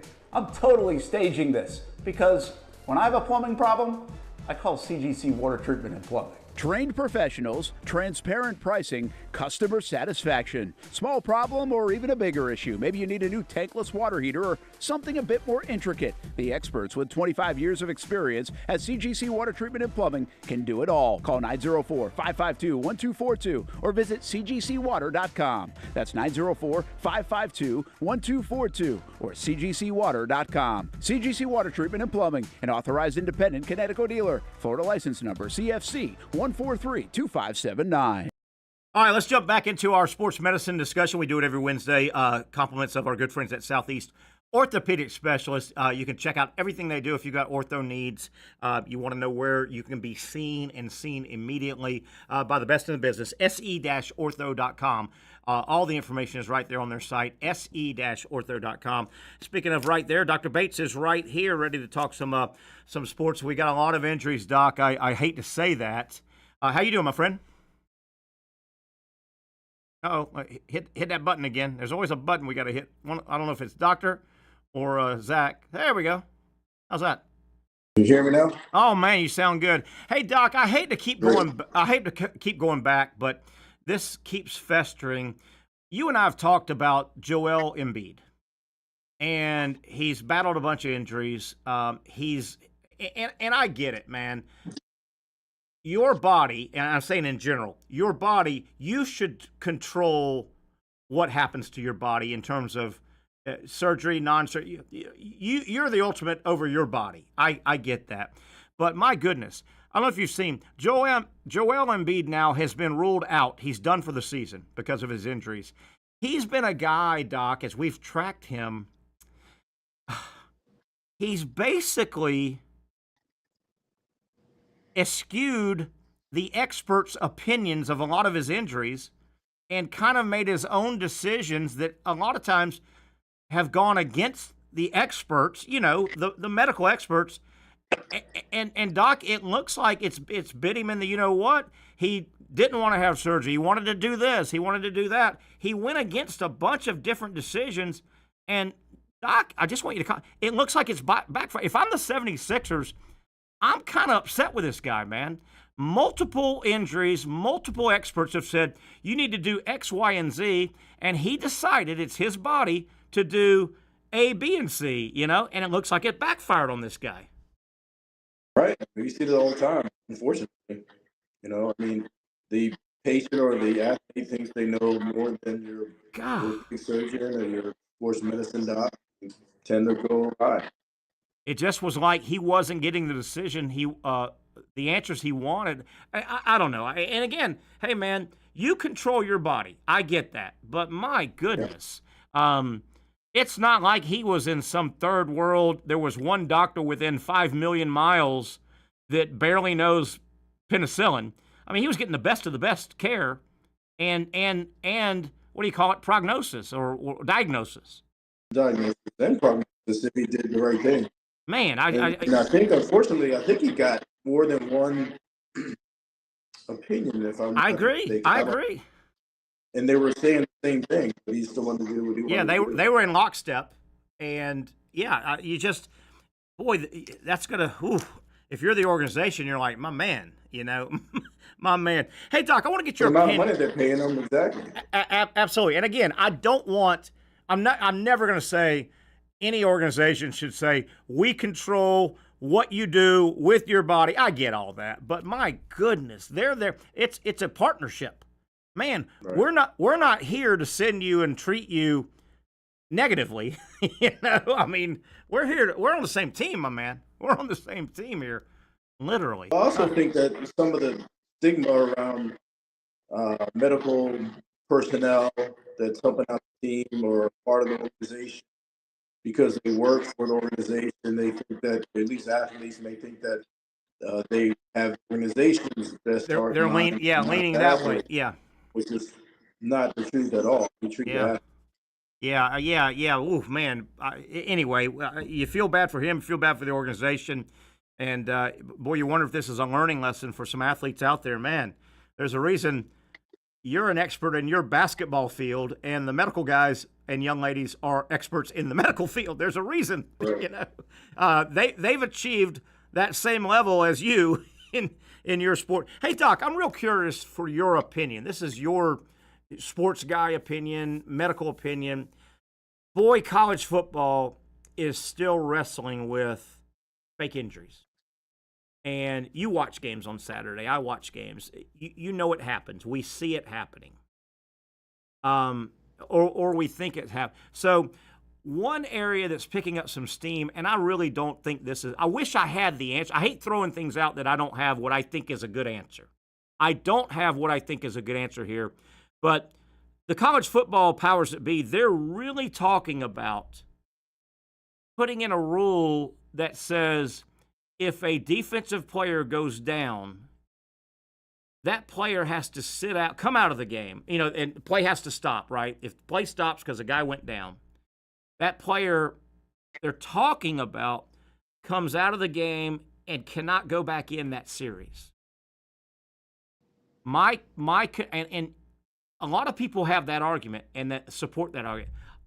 That scares me to death. And I'm going to use a phrase. It's not medical, but you've heard the phrase, be careful, don't throw the baby out with the bathwater.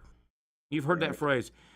Doc, what scares me what scares me about that all-encompassing, if you're injured, you got to sit out the rest of the series. Doc, there are legitimate injuries. There are legitimate players that go down 10 seconds before the snap. You would be blanket catching all the legitimate injuries. Doc, I just don't think that's the answer. I don't know what the answer is to start preventing fake injuries, but I think you're throwing the baby out with the bathwater on legitimate injuries 10 seconds before the snap of the ball. Yeah, that's going to be very difficult to manage and officiate, particularly in a collision sport like football. It could also be very dangerous to have non-medical personnel on the field assessing for medical injuries, things like that. It's different than like in pro basketball where you have penalizing folks that are flopping, all of that. I agree. You kind of see that right out there. And, it's a little easier to, I agree. And penalize them. And it's just different. It's not a collision sport. Boy, that's a good point, Doc. I wish I'd have thought of that. The basketball flopping, and they've done a pretty good handle on the flop, I think, in college and pro basketball. But you can that's really theatrical, and you can really see that. You can really see when a guy, barely got touched and he fell 25 feet back. Okay, that was a flop. But, man, Doc, you played football, man. I didn't play at a high level. I played Little League football. But, I mean, there are plenty of times where a play happened, a defender was involved on the play. You got 30 seconds, whatever the play clock is. And that defender, he's got a tweak or his ankle doesn't feel right, or maybe the wind's knocked out of him, right? Maybe he's got the wind almost knocked. And, that offensive team is getting their play in, and they get to the line, and that guy goes, you've seen it. You've played football. Man, my ankle my ankle doesn't feel right, or I just can't catch my wind. And he comes out of the game. Well, that's legitimate. That guy doesn't need to miss. If he might need to go one play on the sideline, maybe 2 plays on the sideline. Yeah. I don't think you can mandate that guy out across the board because you'll be throwing the baby out with the bathwater in a lot of cases. Man, I don't know what the answer is. Yeah, that certainly would affect strategy during the time. And you're only, I guess it's only the defensive guys kind of do it. But, I guess at some point you can have a situation where an offensive guy would do it to try to save the timeout. It could behoove you. It could behoove you a little bit. I always go back to this, and I don't know the answer to this either, but why / how does the NFL keep that from happening? The NFL's gotten to a more quick offense, but the NFL doesn't seem to have this issue. I don't know why or how they've mandated it out. But, man, I think college football needs to be very careful with this as a blanket rule to pass. Well, if you cause a stoppage, that defensive player has to miss the rest of the series. Woo! Man, what happens? What happens if it's a legitimate injury, the final drive of the game, and your best defenders run off the field? And you're like, well, that drive went another 5 plays, but my man couldn't go back on the field. Right. I don't know. I don't know, Doc. Hey, Doc, some other injuries I want to talk to you about. Gators second baseman Cade Curlin, big series over the weekend. Florida takes 2 of 3 from Miami. You hear this a lot. He dives for a ball, makes a great stop. Glove side shoulder, makes the play, comes out of the game. The word is dislocated shoulder, but the word is trainers, after he came off the field, they popped it back in, and he was in a shoulder brace, missed the rest of the game, hasn't played since. When we hear pop in and pop out, it popped out, they popped it in. That sounds cut and dry, but is that more of a blanket statement? There could be a lot of damage. You would always pop it back in, wouldn't you, if it was a dislocation? Yeah, we call it reduced. We're making congruent. And so you could have labral tears or bone injuries or anything like that. But you have to reduce it so it's not pressing on the plexus of nerves that give you motor function and sensation down your arm. Yeah. So that's the first thing you got to do. Then you go get them. So just hearing that the trainers popped it back in, I think a lot of Gator Nation went, okay, it must not be that serious. They popped it in. It could still be serious. You're going to pop that in no matter what, right? Correct. Yeah, it's still serious. Yeah, still serious. What's the general treatment of a dislocated shoulder? And I guess there's different grades. Not really different grades, but first-time dislocators, we tend to treat non-operatively, try to rehab them, particularly if it's during the season, even if they have a label. Interesting. And then if you have to fix it at the end of the season, you can do that. If they can't get through the season, they have to fix it during the season. Interesting. Moving to football, Abdul Carter, really good defensive player for Penn State. He struggled late in the year for the Nittany Lions in their big games. Obviously, they went deep in the playoffs. Penn State, one of the better teams. He missed a lot of time, had a shoulder situation going. He's now he was at the combine, and a foot issue kind of popped up in the medical, what do they do? Full physicals on everybody, obviously. Yeah. And I don't know if this is a term that I just haven't seen. Supposedly, Abdul Carter, it was discovered he has a foot stress reaction. I don't know. I've never heard stress reaction, but doctors say they do not recommend surgery. They say rehab this bad boy, and they think he'll be ready for March 28th pro day. Stress reaction in a foot. I don't know. What is that? Yeah, and so a stress reaction is almost the beginnings of a stress fracture. So it's what you get before you actually have a stress fracture. And you see the changes on MRI. Looks like inflammation in the bone. And so that's what this is. And it sounds like where it is a particular area in the foot, on the outside of the foot. It's called the fifth metatarsal. Okay. Where you have a watershed area. I talk about watershed areas all the time, like an Achilles tendon and all that stuff. That just means an area in the bone that has poor blood supply. So you have a higher risk of stress fractures, stress reactions, and all of that, depending on the stress that you put on it, the position of the foot or the morphology of the foot, and things like that. So if it's a stress fracture, typically we do put a screw to stabilize it around that bone. Now, stress reactions, if you just take some time off, that may resolve on its own. Yeah. If he got it surgically, if he went under the knife or the arthroscopic, procedure, would that be multiple months? Because they think he can do it non-surgically, rehab, and be ready for March 28th. Yeah. Yeah, that would probably be at least 6 weeks or so. Now, if he rehabs that stress reaction area, can he get it back to 100%, or will it always be susceptible? Will it always be a little bit loose there, a little bit non 100%?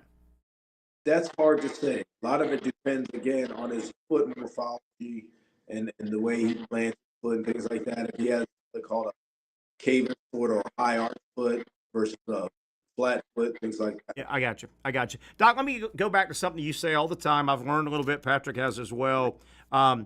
Blood flow is so important to healing. our body, we need to, I guess, bring blood, and it brings nutrients, and it brings oxygen, whatever. Blood flow is good.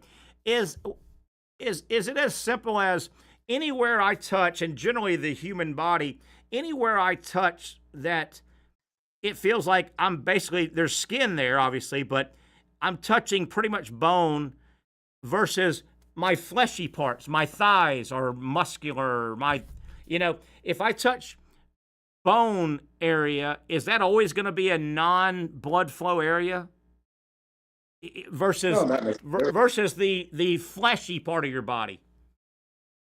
Well, you have certain areas in your body where bone is more prominent, where you feel like you're touching bone, just because there's not as much soft tissue over there. But like my hand, like the human hand.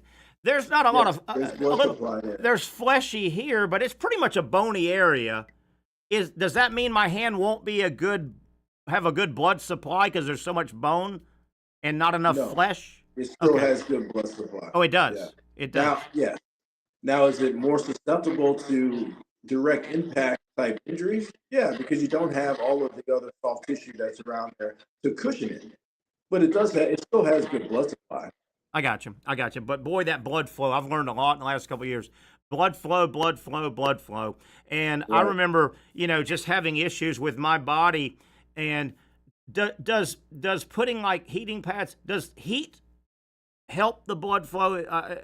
Seems like I'm always told, it seems like I'm always told, put a heating pad, and it seems like that's going to bring the blood, and blood flow is good, right?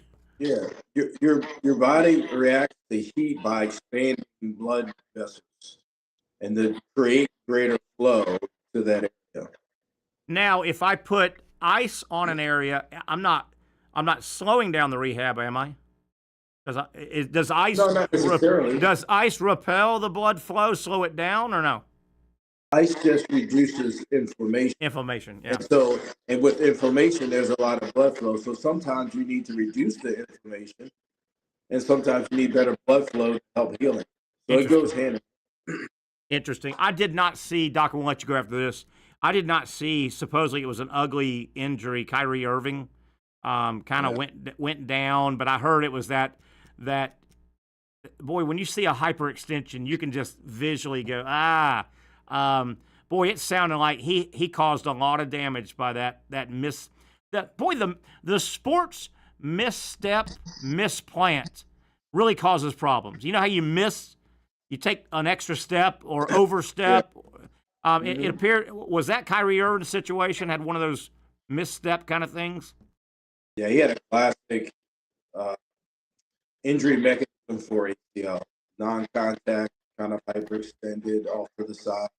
His knee kind of came in and hyperextended and rotated. That's exact way that you typically have an ACL tear. I didn't see it initially, but I heard it on the radio. Yeah. And the way they were talking, like, sounds like that ACL tear. Yeah. I heard the national guys talking about it as well, and the way they described it, I was like, man. And I've seen that. You've seen that. We've kind of had that as athletes too over the years. I'm telling, boy, that misstep. A running back can, what it's supposed to look like when a running back cuts, or a basketball guy goes up for a layup, but that second step, it was either too far or too short, and you go, that just didn't look right. And it. When you see it, it's normally right. You go, ooh, he's not going to get up. And guess what? He doesn't get up. That misstep is weird. Really weird. Yeah, the other thing is, like, you can have ACL tears where people can kind of get up and not have as much pain, and God, it feels weird. Yeah. I think it's the concomitant injury that you have with the ACL, like either the cartilage injury or the bone bruising or the meniscus tear, where people can't really put a lot of weight pressure on their knee. Yeah. Last thing, did I hear the word concomitant? I don't know what that means. What was that word you just threw? Additional injuries. Oh, I thought you said something like concomitant. I'm like, even my JU education, I don't. Oh, okay, that's what that means. Okay, concomitant. That's a new word for me. Concomitant, yeah. That's a new word. I'm gonna throw. Committing. Some people pronounce it that way. I like it. All right, Doc. Other injuries at the same time. We'll let you go. I know you're interested in some basketball. So tonight, big game, Florida at Alabama. But, the big game is tomorrow. The JU Fighting Dolphins are 2 wins away from March Madness. We're on the road at North. We're on the road at North Alabama on the road tomorrow. If we can win that, we play Lipscomb or Queens for a trip to the. I know you're on the edge of your seat thinking about the Fighting Dolphins, right? How's Towson? Are they doing anything in basketball this year? They're doing great. They're leading the CAA. They only have 2 losses in the regular season. They actually won the CAA, and they have a first round bye, 1 or 2 rounds. So they play Saturday. I thought I saw. I was looking at obviously Lenardi's bracketology. I thought I saw where they were having a good year. So would it be an upset if they don't win their tournament? They should get in the tournament, or I know it's hard to win. It is an upset. It should be an upset, but they do this all the time. If they lose it, would it be an upset? Yeah. That's what I'm saying. Okay, go ahead. They do this all the time. Like they do well in the regular season, and they get into the conference playoffs, and they don't do as well. They get upset early. They've made March Madness, though. I remember Townsend making March Madness, I think. Yeah, several times. Several times. Yeah, they made it a few times back when I was there. Nice. Oh, that's real nice. That's real nice. Hey, Doc, good stuff, man. A lot of stuff we had to throw at you, unfortunately, because injuries are part of sports, as we say all the time. Have a good rest of your week. We'll visit next week, and we'll go from there. Thank you, buddy. You too, buddy. Have a great week. That's my main man, Dr. Aaron Bates. Boy, he's been a great addition to our show. Thanks to him, his time. He's a very, very busy guy. One of the leading orthopedic surgeons in our area. If you want to talk to him, if you've got orthopedic situation, maybe somebody in your family, maybe a minor in your family, don't wait. Don't go to these emergency rooms. Don't go, and all you're going to do is waste time, and you're going to need to see experts. They can see you. No appointment necessary. Go find the locations. Go to the best. Don't waste time. Time can be valuable when you have a major injury, or you want to find out that you don't have a major injury. se-ortho.com, their site, se-ortho.com. They will direct you to their closest and the closest to you and the simplest path to get seen and get seen quickly by the best in the business, Southeast Orthopedic Specialist. Let's take a break. We'll start landing the plane, get back to some Alabama, Florida for you folks that tuned in hour number 2. Boy, we broke it down earlier with Brent Beard. We'll go over some of the highlights. Big game, 7 o'clock tip on ESPN2. Florida, Alabama. I think a number 1 seed is on the line to the winner tonight. We'll talk about that on the other side. It's the Young and Norvelle Show on Action Sports Jack. For those dealing with pain from a sports injury, arthritis, or spine condition, Southeast Orthopedic Specialists offers innovative new non-surgical options. Our regenerative medicine treatments, including platelet-rich plasma and other regenerative treatments, use your body's own restorative cells to aid in treating injuries. These procedures are performed in our offices and typically require minimal downtime. If you want to get back to doing what you love, our regenerative treatment options may be right for you. For more information or to schedule an appointment online, visit our website.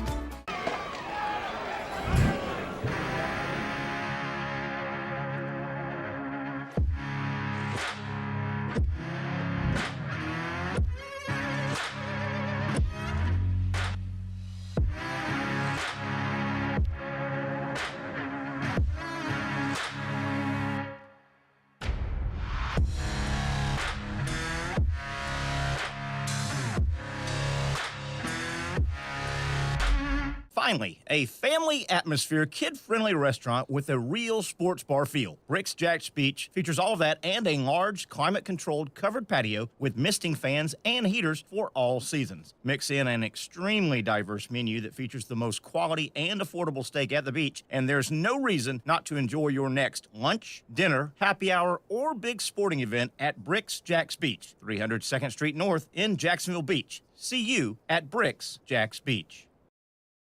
You really got to hand it to him. Hold on. The previous play is under further review.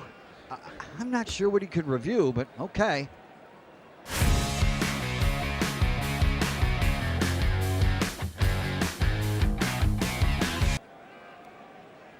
Sure has been a while. Dine in at Hurricane Grill and Wings for the football season.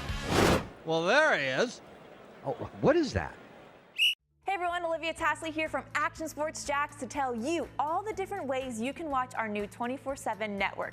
3 easy steps. You don't even need a pen and paper to write it down. Step number 1, download the app. Search Action News Jax in your app store, either on your phone or your smart TV. Then, once you're on the app, click on that little drop-down menu in the upper left-hand corner with the 3 little lines. That'll show you these options, and boom, right here, click Action Sports Jax 24/7, and you will be brought to our continuous stream channel. That app can be accessed through all these different platforms, whether you have Roku, Fire TV, Smart TV, Apple TV, or Google TV. You can find our app. Now, if you don't have access to the app, don't worry. We still got you covered. We're across all social media platforms, from Facebook, Instagram, X, YouTube, Twitch. We have a podcast channel. Plus, check out our short reels on our TikTok. Action Sports Jax 24/7. It's on all the time and everywhere. It's a new logo, new branding. With Bold City Heating and Air, it's an old school approach. One of the few locally owned and operated air conditioning businesses left in Jacksonville. It's hot, Florida in the summer. You can't do much to avoid it, but you can keep cool with Bold City Heating and Air. It's every customer counts kind of service, from when these trucks have pulled up to my home over the last couple of years and when they pull into your driveway as well. From communication to pricing to the actual service, everyone at Bold City Heating and Air cares about you. You know who's coming to your house. You know they will be well trained, and they will respect your home. Air conditioning convenience at boldcityac.com. Stay cool while it gets hot. Bold City Heating and Air can help. Don't get caught sweating all summer. boldcityac.com, and they have financing to help. New systems starting at $110 a month and $50 off any repairs. Stay safe, stay comfortable with Bold City Heating and Air at boldcityac.com. Homegrown in your hometown. All right, final segment here on a Hump Day Wednesday edition. Tomorrow we're live on the patio at Sliders. Always looking forward. Great weather, man. We got about a 4 or 5 month ridiculous Sliders on the patio weather. Then it gets a little warm, and they take care of that. They're climate controlled on the patio. Indoor dining as well at Sliders. The oyster bar inside, the full-service liquor bar inside, outside fun area. They got a little putting green out front. The kids love that. You can't go wrong. Come see us, say hi tomorrow, or make sure you get by soon. Sliders, Oyster Bar, our Thursday location here on the Young and Norvelle Show. Will be there tomorrow. Zach Rothrock producing. Terry Norvelle here. We've had a lot. Had Brent Beard on earlier. Dr. Aaron Bates momentarily. Jaguar news. It's pretty much been reported now. The Jaguars have released Christian Kirk, the wide receiver, has been let go. Salary cap situation where it saves the Jaguars a chunk of money, but they also have to replace. I know he missed time the last 2 years. You still have to replace that roster spot. And a wide receiver. They've got to get a number 2 wide receiver in there. Zach, I know you know the team as well as anybody. Parker Washington's really not an. I mean, they can't put their chips on the Parker Washington roulette number, can they? Right? I mean, they got to go get a guy, don't they? Yeah, they need a. They need a stud alpha type receiver, a big one. Gabe Davis. Are they stuck with Gabe Davis still with his contract? Right? Yeah. Yeah. You remember roughly this time a year ago? You know what I call them?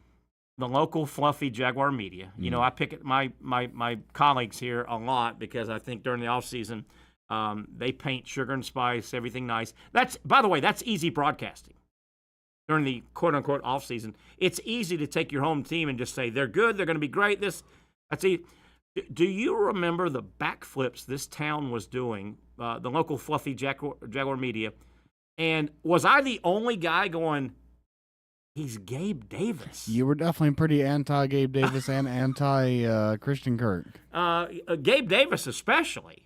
No, I was – my issue with the offseason last year, and I'm like – there were times last year I'm going, I must not see the forest because of the trees.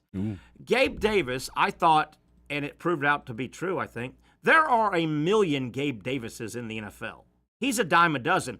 The local fluffy Jaguar media made you think Gabe Davis was the love child of Michael Irvin and Jerry Rice. Wow. You remember that?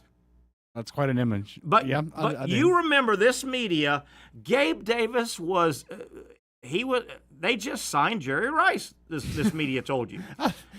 I feel like you're they went retroactively embellishing, but yeah, Dude, they were happy. They went gaga. He had one game where he caught 4. He's Gabe. That was the game. The playoff game with the Bills where he got the 4 touchdowns. That got him the bag. But I was going. The other 2 players. It wasn't. I never really banged on Christian Kirk that much. It was Christian Kirk's a solid player. It was Gabe Davis in the offseason last year. And I said, Jaguar fans, are you going to fall for it again? It was Gabe Davis. They went. You would have thought they signed Dwight Stevenson, Mike Webster, one of the Pouncey boys at center. That Mitch Morse guy who will be back this year. I'm like, this is the savior of the offensive line. Mm-hmm. The Bills would have never let a quality center go and then Eric Armstead. Those 3 last offseason, the local fluffy Jaguar media, you'd have thought they signed 3 first ballot Hall of Famers. And I'm like, I don't see it, guys. I don't see it. Yeah. I don't know. So, but the Jaguars definitely do need to try to make moves to get better. And I know that we talked about Christian Kirk's age and how he's 28 years old. Yeah. I mean, another wide receiver just requested a trade who is 27 years old, and he is a huge outside receiver. It's hard to find one bigger than DK Metcalf. So, I mean, physically. Just right. Dude. So, I mean, he's the type of guy, I mean, like how the Eagles traded for A.J. Brown a few years back. Yeah. He's the type of guy that you want to trade for. God, A.J. Brown is just now only 27 years old, though. Holy. Seems like he's in the league 100 years, doesn't it? It really does. And I was thinking I was going to see a 3. Like maybe 29 or 30. No. Look, AJ, that was our. And how did they get him from the Titans? Good. No wonder their GM got fired. I bring this up all the time because it is a factual truth with the franchise. We're coming up into free agency. Yeah. The Jaguars have needs, and they'll have some money. They just freed up a little more money. They'll have some. They won't have the top, and they won't have the bottom. They'll have some money. The Jaguars are one of those franchises, though. I don't think the hotshot free agent always picks up the phone when they call. A lot of Jacksonville's just not a man. I'm going to make but this is a trade. This is a trade request, so it's more of who the right team that can work out a deal that works with the Seahawks. Yeah. By the way. Max Crosby signed the largest. The Raiders re-signed Max Crosby. Yeah, he's a get after it. Obviously, get after the quarterback guy, and he's good at what he does.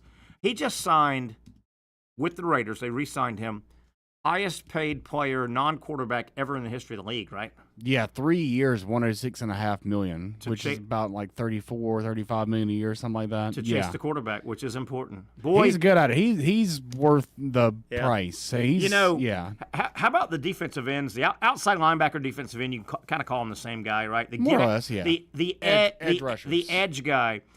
How about the edge guy?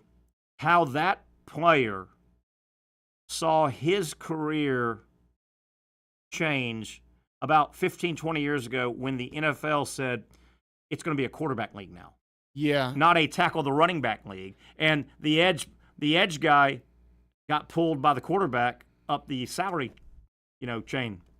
Oh, yeah. The edge guy and the tackle, the left tackle. They both got huge raises. They got benefits from the league changing, and the league did change. They changed the rules to make it a quarterback pass happy.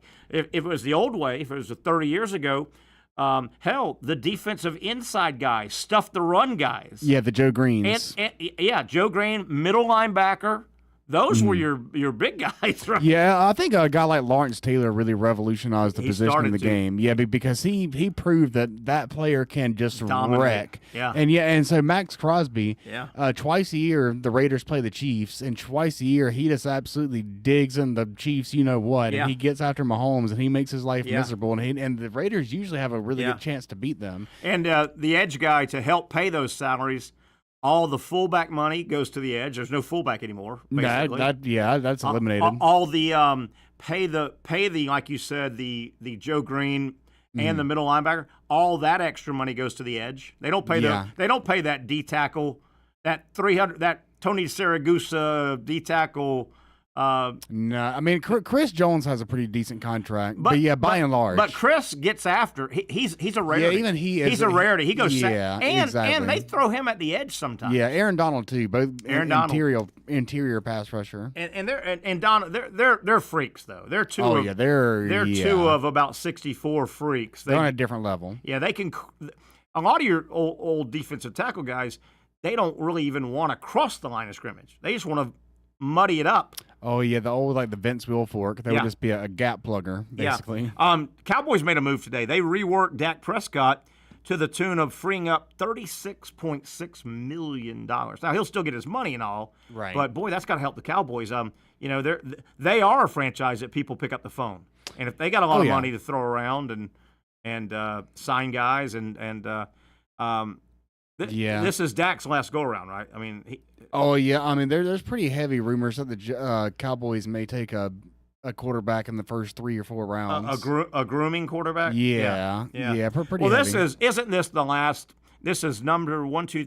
This is ESPN story front page number 3. Cowboys rework Dak at 36.6. This is like his ninth season. Million. Yeah. I thought that happened really fast. Isn't this the last front page of ESPN that you'll see Dak, his name, until you see Dak released? Dak retires, right? I mean, this is his last go-around, right?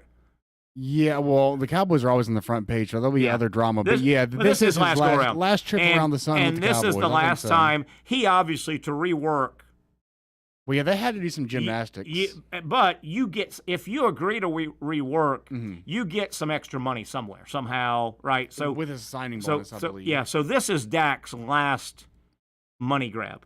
Yeah, they had to do some gymnastics with what they have tied up in the big 3, Dak, CeeDee Lamb, Micah Parsons. It was just, I think it was almost impossible for them to fill out a roster with what they have going to those 3 guys. Yeah, they would have been in negative numbers. Which right? I honestly don't. I think it's all fairy tales and made up somehow. Because how are the Eagles paying Saquon Barkley $20 million a year over 2 years? Who said that? Was it Joe Burrow? Joe Burrow came out a week or so ago, and he was talked about. I think he was being asked about T. Higgins and signing some of his weapons and how salary cap. And he goes, "Well, I don't. How do the damn Eagles do it? Every year they seem to." Yeah, like the Giants couldn't afford to pay Saquon Barkley like $15 million without cutting players left and right, and yet the Eagles had the most stacked squad that I've seen in years, and they can give him $20 million a year. Like, this doesn't make any sense. And yeah, Joe Burrow plays for the most poverty-stricken franchise in the NFL, in the Cincinnati Bengals. So I mean, they can't afford an indoor practice facility. They play in 10-degree weather. So yeah, I mean, it's not fair. It's not quite as big of a discrepancy as you see in the MLB, where you have teams like the Pirates who can't field a roster, and they're basically just another farm team for the Yankees and Red Sox. But when you look at the Bengals compared to the Eagles, that's about as close as you can get. Sometimes you just got to get lucky too. Yeah. How about the Eagles? News out of Eagles camp, second day in a row. Obviously, Saquon got his big number last week, yesterday, I should say. Yeah. Sorry, I got all tongue-tied yesterday. So they were in the news yesterday. The Super Bowl champions, Saquon, got paid.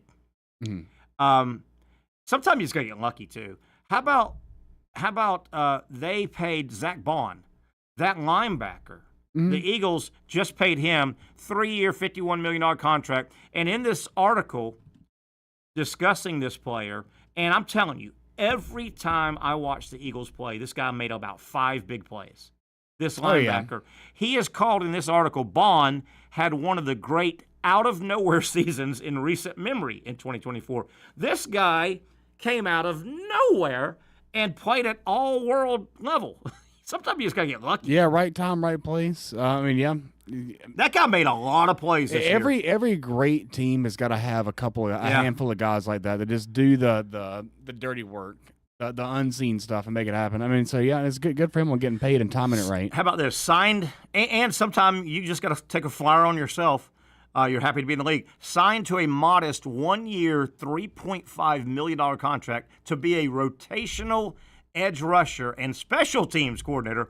Bond instead was moved inside by the Eagles defense coordinator Vic Fangio and had an all-pro campaign, racking up 151 tackles, 3.5 sacks, 11 tackles for loss, 5 forced fumbles, and he was in every play, it seemed like, for the Eagles. Every play. Yeah, I mean, it sounds like Vic Fangio changed this guy's life. I mean, you could think if he was on the Panthers or something, he probably would have just ended up getting cut. That's crazy. That ball, he's got no chance, no future. Get him out of there. Right. Get that guy. Get that guy out of there.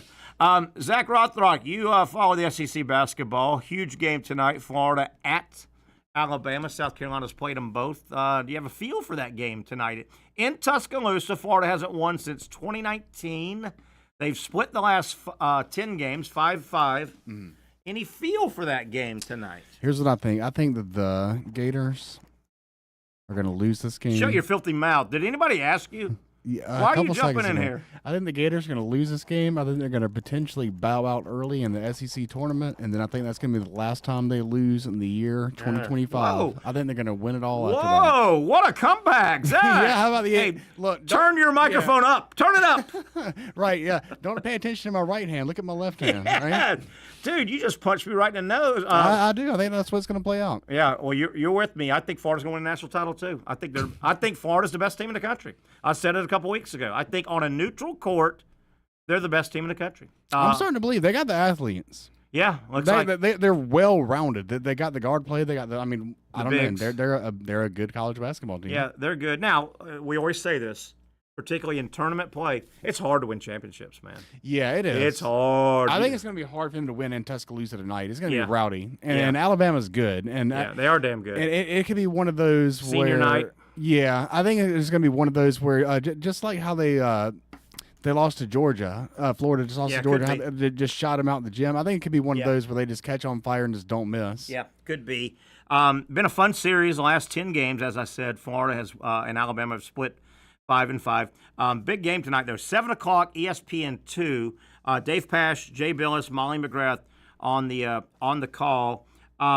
Alabama's tough to beat at home. 29 of the last 32 home games at night they've won. They've dropped a few Saturday afternoon games, but they're tough, as most good teams are. I mean, most good teams are tough at home. Alabama leads the series 79-72 all time. Interesting, these two teams, they only play once in the regular season tonight. They don't play twice. They don't play a home and home. Last year, Alabama was remember, Alabama went to the Final Four last year. Oh, yeah. They went to the Final Four. Florida and Alabama played 3 times last year in a 21-day span in late February, March. Florida took 2 of 3. Bama won the first game in overtime in Tuscaloosa. Florida won in Gainesville, and then Florida won in Nashville in the quarterfinals. Last year, the 3 games that Florida played against Alabama, the Gators averaged exactly 100 points. They scored 93 in a loss, 105, 102. So they averaged right at 100 points. That's Bama's Achilles heel this year. They can't stop anybody. They score. They're the highest scoring team in the country, but they literally can't stop anybody is their knock. I think tonight is I think the winner, no matter what happens Saturday, I think the winner gets that 4th number 1 seed. Yeah, it feels like it. It feels like that's what it's come down to. It's a win, get it, lose, don't get it scenario. And that I think, and I've said this, I'll keep saying this through Selection Sunday. The national committee, the big tournament committee that gives out the bids and places the teams and the seeds and locations and all, they've gotten pretty savvy. They've gotten to a point where they can look at certain teams and say, and this is the SEC this year, the top of the SEC, Alabama, Auburn, Florida, Tennessee, they've done all their work. They've put the hay is in the barn in the regular season. It's been a meat grinder regular season.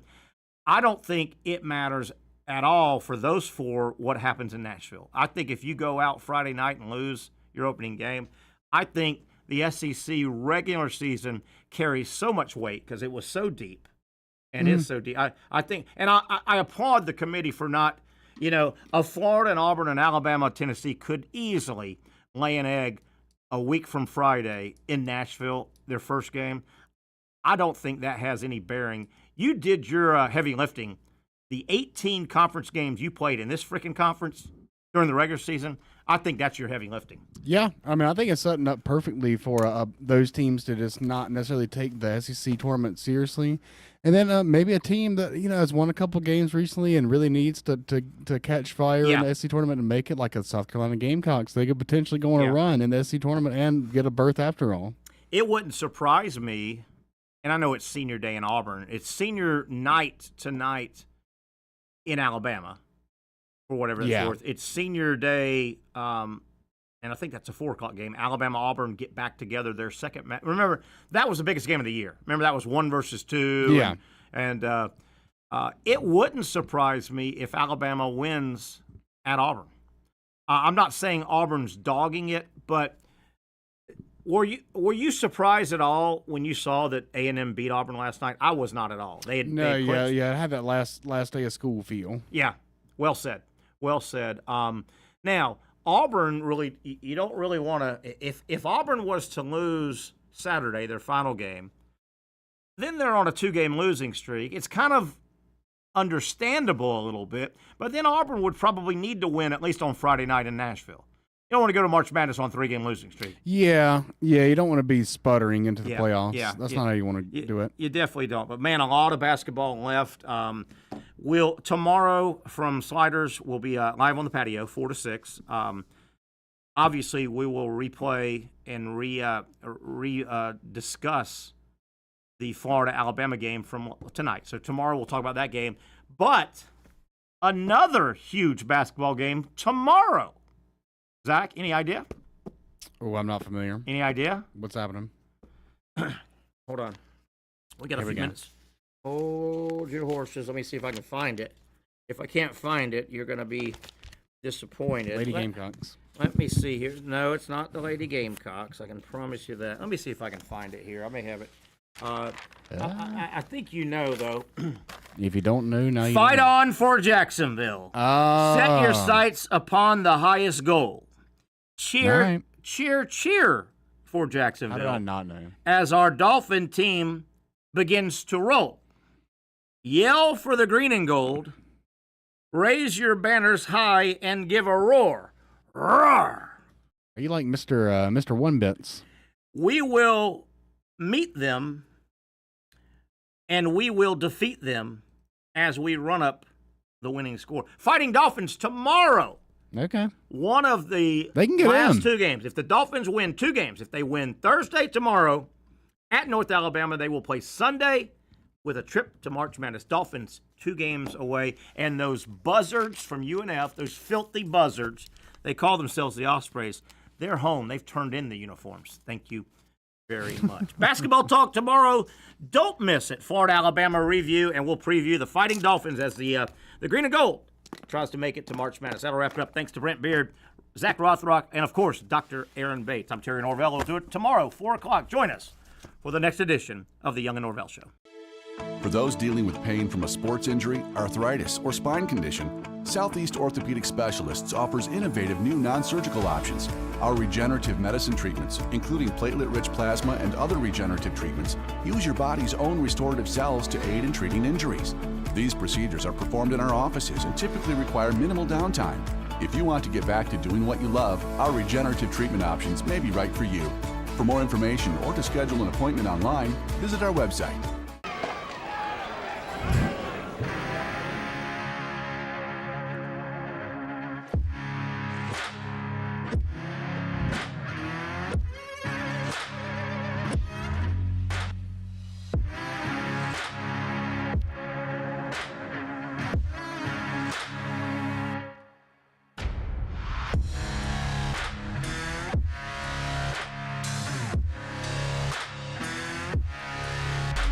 Finally, a family atmosphere, kid-friendly restaurant with a real sports bar feel. Bricks Jack's Beach features all of that and a large, climate-controlled covered patio with misting fans and heaters for all seasons. Mix in an extremely diverse menu that features the most quality and affordable steak at the beach, and there's no reason not to enjoy your next lunch, dinner, happy hour, or big sporting event at Bricks Jack's Beach, 300 2nd Street North in Jacksonville Beach. See you at Bricks Jack's Beach.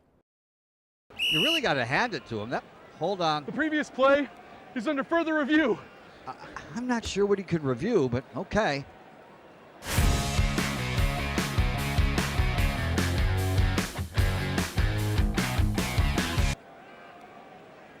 Sure has been a while. Dine in at Hurricane Grill and Wings for the football season. Well, there he is. Oh, what is that?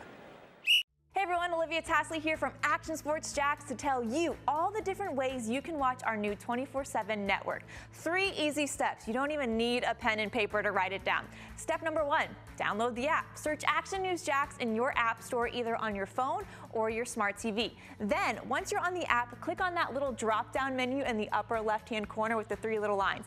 That'll show you these options, and boom, right here, click Action Sports Jax 24/7, and you will be brought to our continuous stream channel. That app can be accessed through all these different platforms, whether you have Roku, Fire TV, Smart TV, Apple TV, or Google TV. You can find our app. Now, if you don't have access to the app, don't worry, we still got you covered. We're across all social media platforms from Facebook, Instagram, X, YouTube, Twitch. We have a podcast channel. Plus, check out our short reels on our TikTok. Action Sports Jax 24/7. It's on all the time and everywhere. It's a new logo, new branding. With Bold City Heating and Air, it's an old school approach. One of the few locally owned and operated air conditioning businesses left in Jacksonville. It's hot, Florida in the summer. You can't do much to avoid it, but you can keep cool with Bold City Heating and Air. It's every customer counts kind of service, from when these trucks have pulled up to my home over the last couple of years and when they pull into your driveway as well. From communication to pricing to the actual service, everyone at Bold City Heating and Air cares about you. You know who's coming to your house. You know they will be well trained, and they will respect your home. Air conditioning convenience at boldcityac.com. Stay cool while it gets hot. Bold City Heating and Air can help. Don't get caught sweating all summer. boldcityac.com, and they have financing to help. New systems starting at $110 a month and $50 off any repairs. Stay safe, stay comfortable with Bold City Heating and Air at boldcityac.com. Homegrown in your hometown.